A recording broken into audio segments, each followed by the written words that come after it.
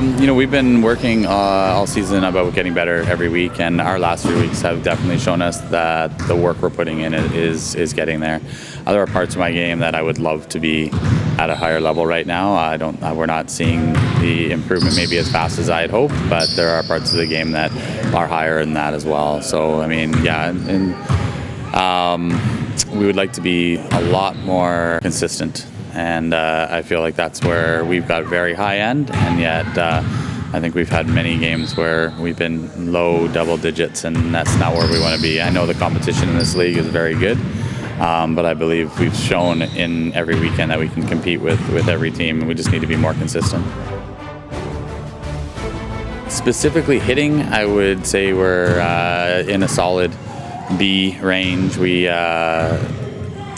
we were to take in our passing into our offense, it's going to lower our grade. It's just not been there at the consistency that we want it to be.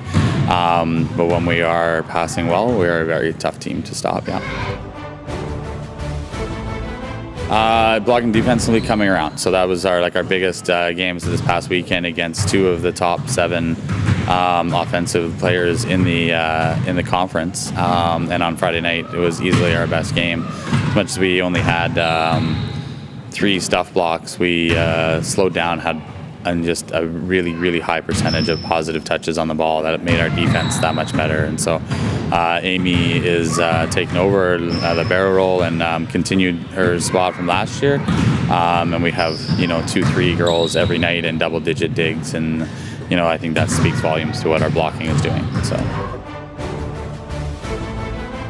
Service line, we're slowly getting there.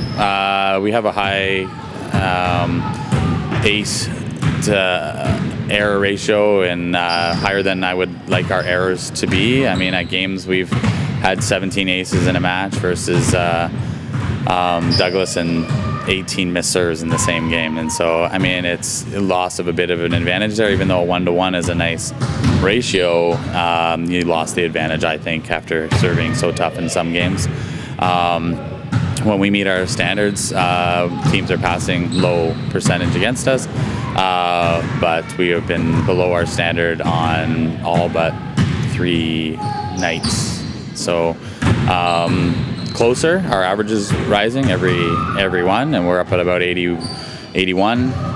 We want to be above 85, so we're not far off, and I think that difference will help us pull a few more games out next semester.